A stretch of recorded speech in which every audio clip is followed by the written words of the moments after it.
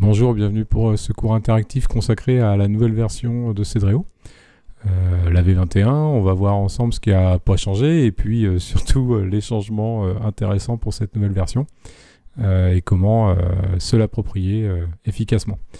Tout d'abord, ce qui ne change pas, là on est bien sur l'étape du planeur. Vous allez pouvoir constater que les 8 étapes sont toujours là-haut et que vous retrouvez ici les boutons du chat, de la sauvegarde, du plein écran.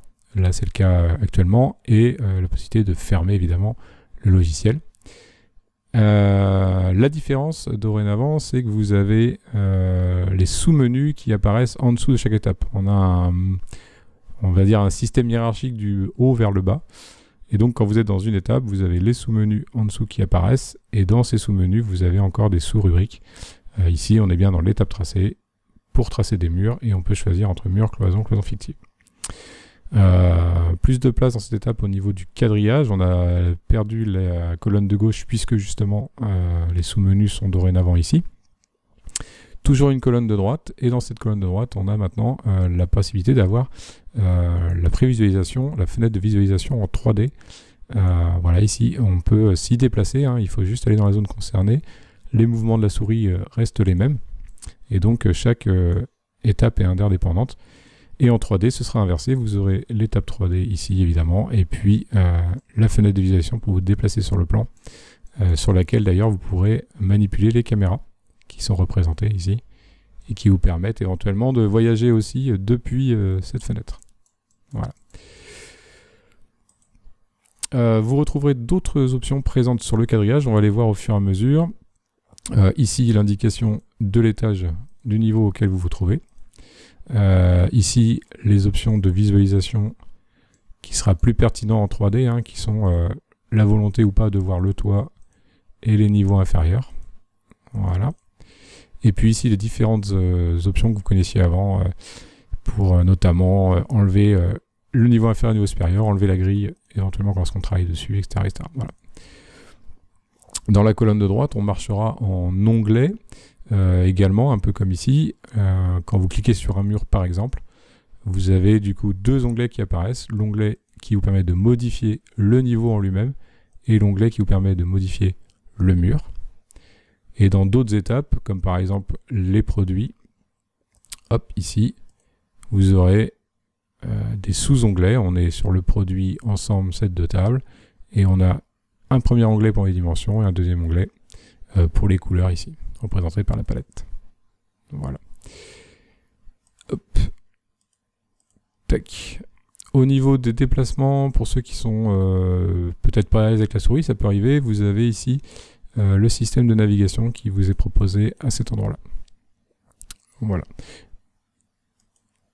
Vous l'aurez également ici, si vous le souhaitez, quand vous êtes dans la fenêtre 3D.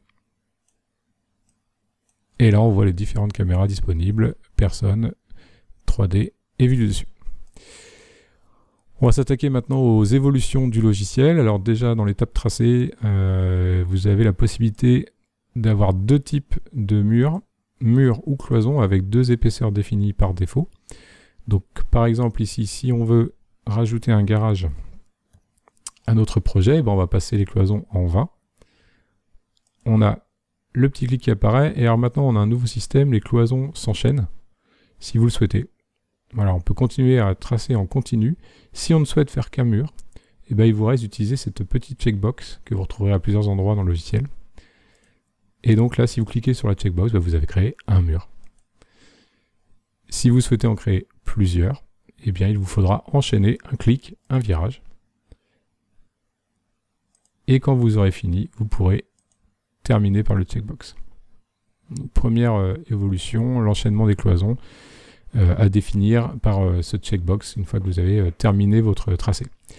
L'alignement des cloisons est simplifié. Quand vous avez deux cloisons d'épaisseur différentes comme ici, vous avez juste à saisir en clic gauche votre cloison et vous alignez vos murs. Vous n'avez bien qu'une seule cote, vos murs sont alignés. Voilà. Pas trop de changements dans le type de pièce. Le type de pièce, vous irez choisir la pièce concernée et vous cliquez dedans. Dans la zone concernée, toujours les propriétés de la pièce présentes ici. Voilà, décider par exemple de modifier la hauteur de dalle pour le garage, lorsqu'on va poser l'ouvrant tout à l'heure.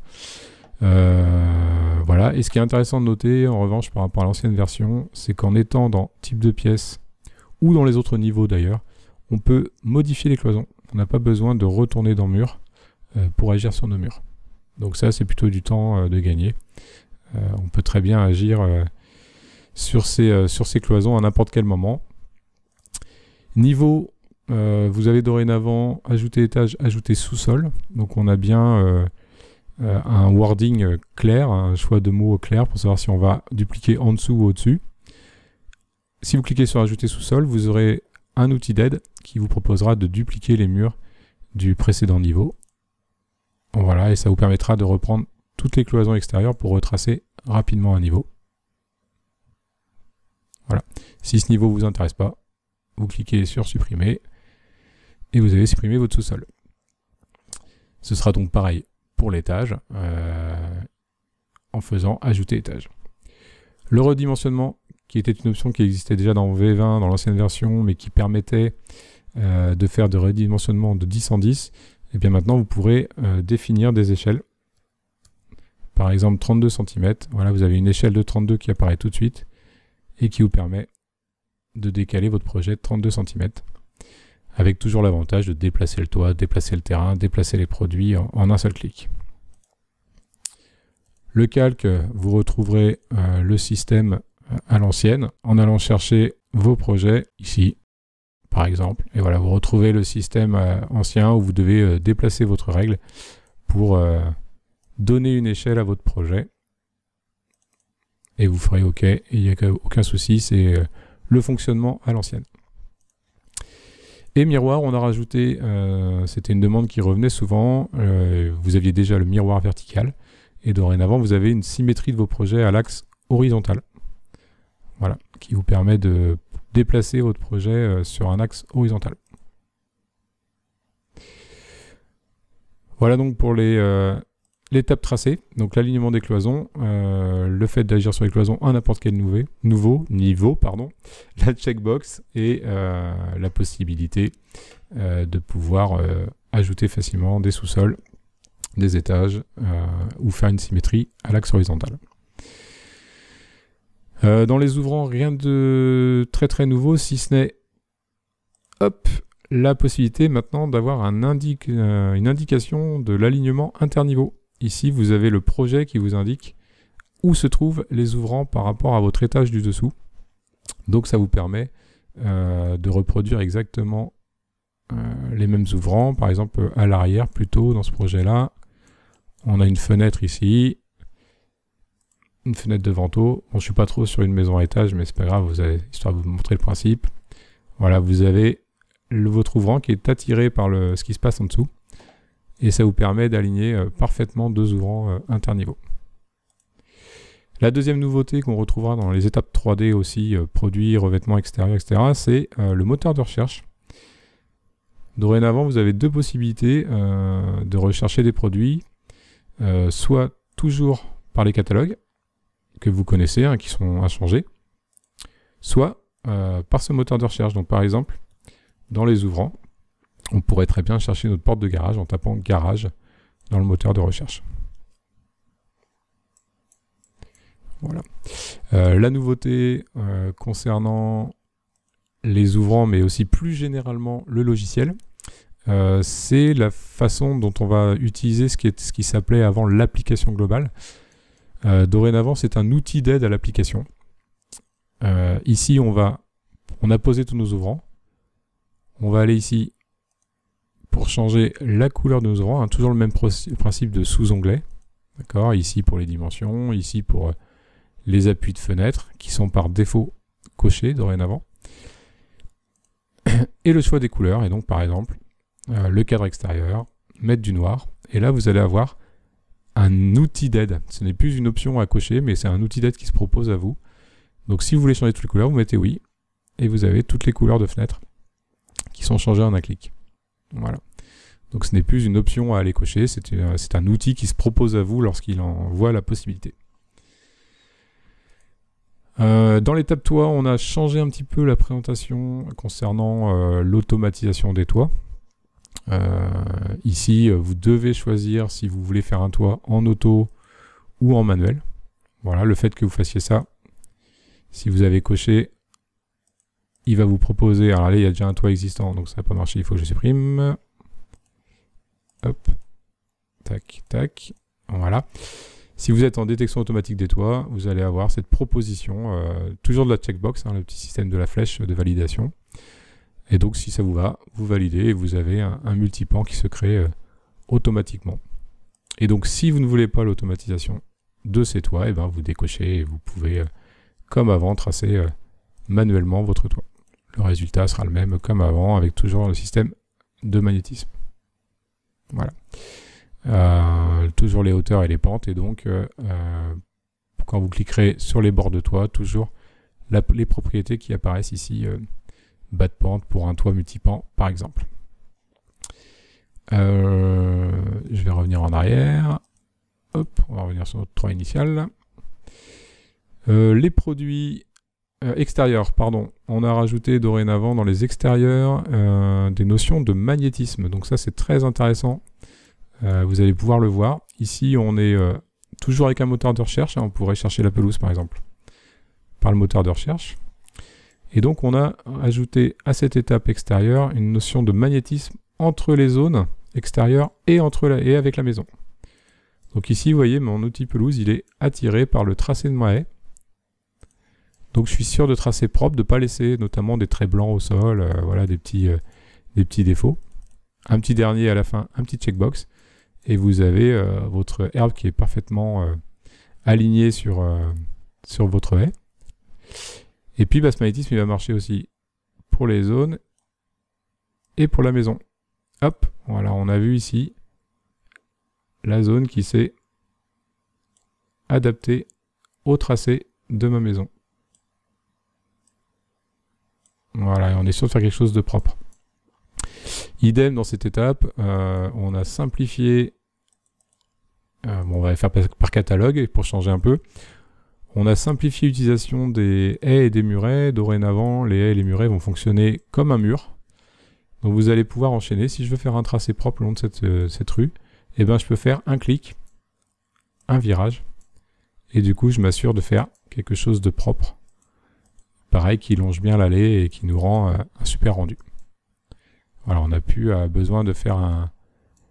Hop, il est là, le petit muret, tac. On n'a plus besoin de faire un petit rectangle qu'on va étirer et sur lequel on va ajouter des points. Dorénavant, on trace rapidement nos murets. Donc voilà pour ce qui est de l'étape extérieure, le rajout du magnétisme et des constructions, des tracés de haies et de murets simplifiés. Étape produit, pas beaucoup de changements en soi. Toujours pareil, par contre, ce moteur de recherche qui est assez intéressant. Voilà, vous allez pouvoir taper des mots-clés et vous allez pouvoir trouver plus facilement les produits. Si vous n'êtes pas à l'aise avec ça, toujours le même principe. C'est les mêmes catalogues qui sont présents ici, que vous avez le choix de montrer ou pas, et qui ont le même fonctionnement de sélection, etc. Petite nouveauté dans cette étape, la présence de la collision ici, directement sur le tracé. Activer ou désactiver la collision, la dimension globale, et ici la sélection continue, voilà, qui est présent donc sur le quadrillage. Donc généralement assez peu de besoin d'aller se balader dans affichage, hein. Tout se trouve sur les tables de tracé pour travailler vos projets. Voilà, toujours le même principe, hein, supprimer, mettre au sol, copier, rotation, et puis ici les dimensions ou les couleurs. Ici en l'occurrence les lumières. Ouais. Revêtement. La nouveauté va se situer dans les formes et les zones qui sont accessibles là-haut, mais qui vont toujours rester modifiables. Avant, il fallait revenir dans le menu forme pour agir dessus. Là, dorénavant, vous pouvez très bien vous balader dans le revêtement. Vous pouvez continuer à agir sur votre forme. Les zones, c'est pareil. Petit changement, on a créé des zones en marron, hein, qu'on voit dorénavant mieux sur les murs. Qui sont plus visibles sur les crépis quand vous travaillez dessus, et donc pareil, on peut agir sur ces dimensions, etc. Et puis une fois qu'on a fini, quand on va retourner dans revêtement, si on n'est pas satisfait de ce qu'on a fait, eh ben on peut continuer à agir sur cette forme. Voilà. La nouveauté également, c'est que vous pouvez très bien utiliser dorénavant les zones pour faire du revêtement 3D. Avant, on avait un petit défaut de modélisation en 3D des revêtements qui étaient posés sur des zones du type brique ou parement-pierre. Dorénavant, il n'y a aucun souci. Le revêtement se reproduit très bien, donc pas de problème pour ajuster des soubassements, par exemple en pierre. Donc ici, je pourrais chercher des pierres, par exemple, que je vais appliquer là, que je veux appliquer, toujours pareil, l'outil d'aide à l'application globale à toutes les zones. Voilà, il m'a mis de la pierre, et là, si je dois faire un visuel, vous aurez un rendu 3D de vos pierres. Voilà pour l'étape revêtement. L'étape visuelle, c'est une étape visuelle qui a subi, elle, beaucoup de changements. Il y a eu un gros travail dessus. Le principe, pour faire simple, quand vous êtes dans l'étape visuelle, c'est penser d'abord à paramétrer tout ce qui est à droite. Et ensuite, le reste se fera en haut à gauche. Voilà les grandes idées à retenir. À droite, vous allez pouvoir dorénavant sauvegarder un point de vue. À partir du moment où vous êtes satisfait de votre angle de vue pour votre visuel, bon, moi le mien n'est pas terrible parce que j'ai pas de toit sur mon toit plat, vous pouvez aller dans l'onglet point de vue et vous pouvez sauvegarder votre point de vue. Voilà, il se retrouve sauvegardé. Donc l'intérêt, c'est que quand vous quittez votre projet, si vous revenez dessus, eh ben ces points de vue sauvegardés seront toujours existants, donc vous pourrez retourner précisément à l'endroit qui vous intéresse pour faire une image. Ces points de vue, ils sont représentés ici, les points de vue sauvegardés.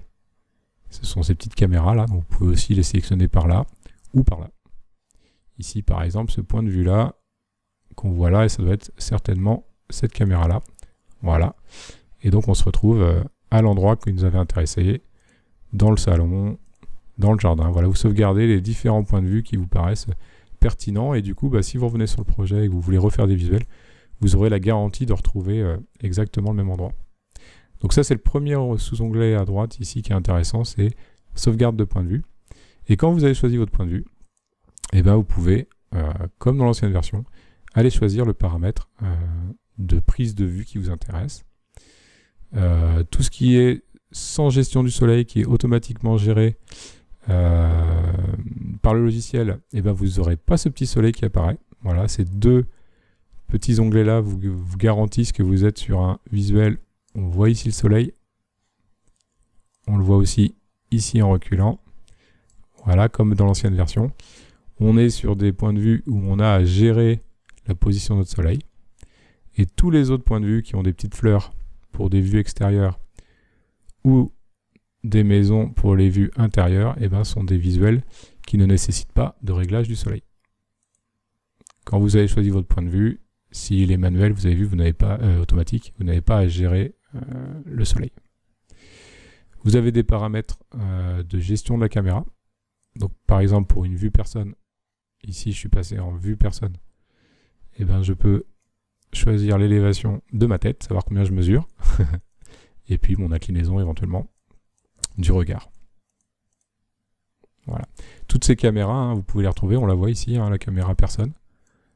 On peut la retrouver ici, on peut la déplacer très bien d'ici aussi. Voilà. Les deux, comme je vous disais, sont indépendants et on peut très bien utiliser les deux sans souci.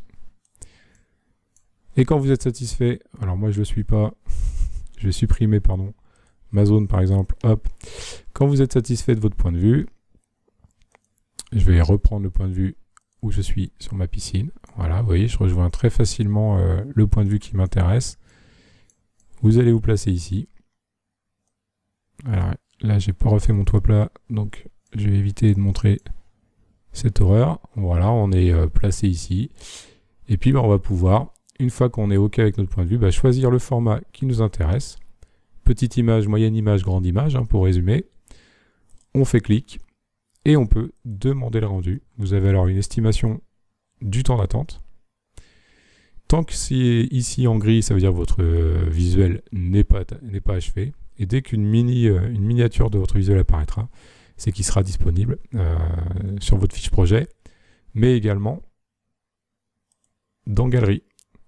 Voilà, vous retrouverez directement sur votre fiche projet une galerie des ensembles de visuels que vous avez déjà pu réaliser pour ce projet. Avec la possibilité, ici on voit le rendu en Parement-Pierre sur zone, avec la possibilité dorénavant de télécharger l'image directement d'ici, depuis votre projet, pas besoin d'aller sur la fiche projet, ou de l'ouvrir dans un nouvel onglet si on souhaite le présenter à un client directement sur notre navigateur. Voilà. Tac. Donc vous avez ici la possibilité de consulter tous vos rendus avec le rappel du format. On va attendre que le rendu arrive et en attendant, hop, on va se remettre en grand plan. L'étape plan. L'étape plan, il n'y a pas eu trop de changements si ce n'est qu'on a inversé l'ordre des sous-menus. On partait du tableau de surface pour aller jusqu'à symbole. Et dorénavant, on va de symbole jusqu'à tableau de surface. Toujours le moteur de recherche pour rechercher des étiquettes 2D pour votre plan. Voilà, vous pouvez taper par exemple escalier, PMR. Voilà, bah, il commençait à le mettre. Handicapé par exemple ici, voilà, pour avoir les sigles PMR. Le type de mur est toujours là, présent si vous avez besoin de donner des informations techniques sur vos murs. Vous pouvez toujours colorer vos pièces. Vous pouvez toujours créer des cotes spécifiques. Voilà, le même fonctionnement avec toujours des notions de décalage dans la colonne droite, etc. Et vous pouvez toujours personnaliser votre tableau de surface. Dorénavant, la colonne de gauche vous permet de savoir quelle pièce vous voulez exporter ou pas dans votre tableau de surface. Et si vous voulez qu'elle soit en surface ou en surface annexe. Voilà. Voilà à peu près le tour de la nouvelle version. Et ici, vous voyez, je reviens dans Visuel. J'ai une miniature qui est apparue. Ça veut dire que mon visuel est généré. Et voilà mon visuel que je viens de réaliser durant ce webinaire. Où on voit ici l'absence de mon toit plat. Voilà à peu près le tour de toutes les nouveautés de la version 21. Ce que je peux vous conseiller, si vous avez trouvé cette vidéo pas assez détaillée sur certaines étapes, c'est de passer par votre onglet de support en ligne. Il vous amènera cet onglet sur notre espace de ce qu'on appelle de tutos, quoi, pour retrouver tous les tutos dédiés au nouveau logiciel, à la version 21. Et donc si vous tapez ici l'essentiel Cedrio, vous pouvez taper premier pas dans le moteur de recherche, hein, tout simplement. Voilà, vous aurez cette fameuse vidéo qui vous est proposée, c'est celle-ci. Et elle regroupe en fait des généralités des options pour toutes les étapes. Des étapes que vous pouvez retrouver détaillées également ici. Voilà. Et donc vous aurez la possibilité d'aller revoir en détail les nouveautés dans chaque étape. Et puis bah, évidemment consulter tous nos autres tutos hein, sur toutes les étapes du logiciel. Voilà, si vous avez des moindres questions, comme d'habitude, vous avez accès à tous les tutoriels version V21. Voilà, j'espère que ce webinaire ce cours interactif vous a apporté des réponses. Et donc n'hésitez pas, si vous avez besoin de plus d'infos, à consulter nos tutos, nous contacter par chat, par mail ou par téléphone. Avec plaisir. Je vous souhaite une bonne journée et à bientôt sur Cedrio.